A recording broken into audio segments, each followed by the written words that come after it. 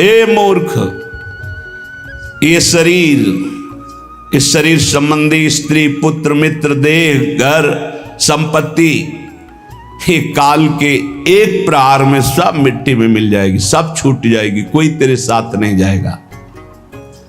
एक क्षण विचार कर, यदि तू नाम जप नहीं करता, भगवत आश्रित नहीं है, भगवत भजन नहीं करता और खूब सांसारिक कार्यों को करके उन्नति को प्राप्त हो रहा है, ठीक है, लेकिन जब मरेगा तब तेरे साथ क्या जाएगा? सांसारिक पद जाएगा कि ये अमुक पदाधिकारी विमान ले आओ, इनको बैठा लो। अरे देवराज इंद्र के पद से सीधे अजगर योनि में भेजा जा रहा है, चक्रवर्ती सम्राट महादानी नृग सीधे गिरगिट बनाया जा रहा है, तो तुम सुअर कुत्ता बनने के लिए कौन सी बड़ी बात है? एक क्षण में नीच योनियों में जाना पड़ेगा। यदि नाम जप नहीं, चाहे जितना साधन भजन कर ले, अन्य भगवान नाम जप नहीं, भगवत चरणारविंद का आश्रय नहीं, तो इस माया पर विजय प्राप्त नहीं कर सकते। लिख लो आप, नाम नाम भगवान नाम, जितना नाम उतना ही परमानंद का अनुभव। ए मूर्ख, स्त्री पुत्र देह गेह द्रविणादव मयु विश्वसी मूढ़, मत विश्वास कर कि ये तेरे हैं, छूट जाएगा। श्रुत बनिता दी जानी स्वार्थ रत, ना करुणे हो सभी ते, अंत ही तो ही तजेंगे पामर, तू न तजे अब ही ते, मन पछितई है अवसर बीते, दुर्लभ देह पाए हरि पद भजू, करम वचन अरु जीते, मन पछितई है अवसर बीते। ऐ मन, तुझे पछताना पड़ेगा। ये दुर्लभ देह मिली है, भगवान का नाम जप नहीं किया तो जिन जिन से प्यार किया सब छूट जाएंगे। अंत के समय देह भी छूट जाएगी, तेरे साथ कुछ नहीं जाएगा, पछताना पड़ेगा। नाम जप ले।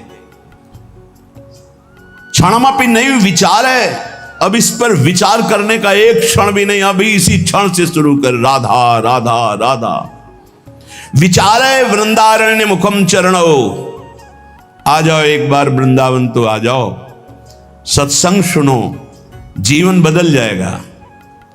सत्संग को अपने सौभाग्य को समझो, अपने सौभाग्य समझो।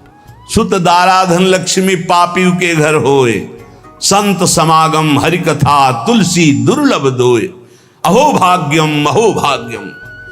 महाभाग्य है जो हमको रोज सत्संग कथन और श्रवण करने को मिल रहा है, प्रभु की चर्चा करने को मिल। हाँ, एक रस है जहां बोलना भी एक बंधन लगता है, ऐसा लगता है निरंतर जो चिंतन चल रहा है उससे बढ़कर क्या है, पर प्रभु वही कराते हैं जो उनकी इच्छा होती है। भाई जी से हनुमान प्रसाद पोद्दार जी जयदयाल गोयनका को लिखा, मेरे से नहीं होता संपादन, अब मेरा मन भाग रहा है एकांत क्षेत्र में बैठकर निरंतर प्रभु का चिंतन करूं।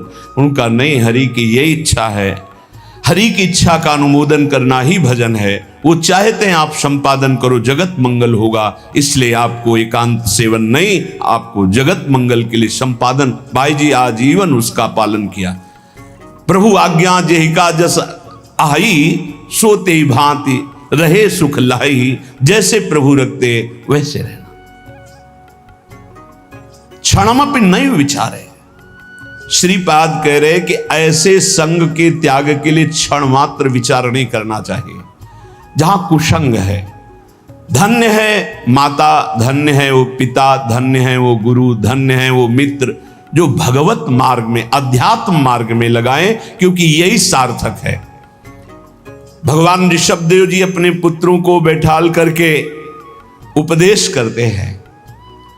वही पिता पिता है, वही माता माता है, वही गुरु गुरु है, वही शिष्य शिष्य है।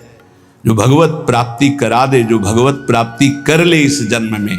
इसलिए तात ऋषभ सो होए मात मंदाल सा मानो, पुत्र कपिल सो मिले मित्र प्रहलाद ही जानो। यदि पिता हो तो भगवान ऋषभ देव जी जैसा, जो अपने पुत्रों को भगवत प्राप्ति का उपदेश करके भगवत मार्ग में लगाया।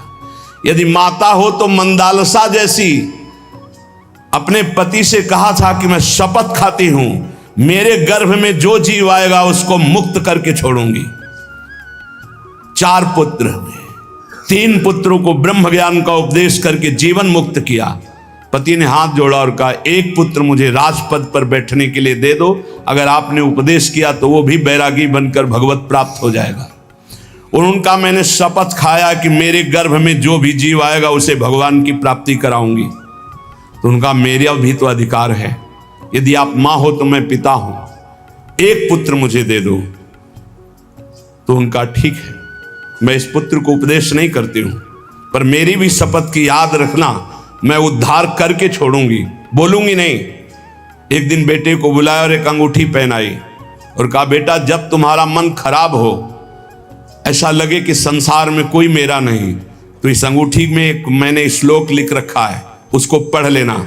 यह श्लोक तुम्हारा परम कल्याण, हर समस्या का समाधान कर देगा।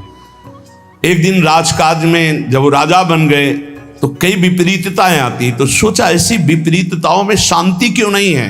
मैं इतना चक्रवर्ती राजा हूं, सब कुछ है, लेकिन मेरा मन क्यों अशांत है। मां ने कहा था अंगूठी खोल के देखा। जो भी अंगूठी खोला उसमें तू परमात्मा का अंश, परमात्मा स्वरूप है। ये मोहिनी माया तेरे को प्रपंच में फंसा के नष्ट कर देगी। बेटा तो निरंतर अपने आत्म स्वरूप में स्थित हो जा, बस जीवन मुक्त महापुरुष। श्री भगवत रसिक जी कह रहे हैं, अगर पिता हो तो ऋषभ देव जैसा 100 पुत्रों को भगवत प्राप्त महात्मा बनाने का उपदेश किया। माता हो तो मंदालसा जैसी, जो अपने पुत्रों को जीवन मुक्त परमहंस बना दिया। और पुत्र कपिल सो मिले, अगर पुत्र हो तो भगवान कपिल देव जी जैसा, जिन्होंने कर्दम ऋषि और देहूति जी को उपदेश करके परम पद में आरूढ़ कर दिया। और मित्र प्रहलाद ही जानो।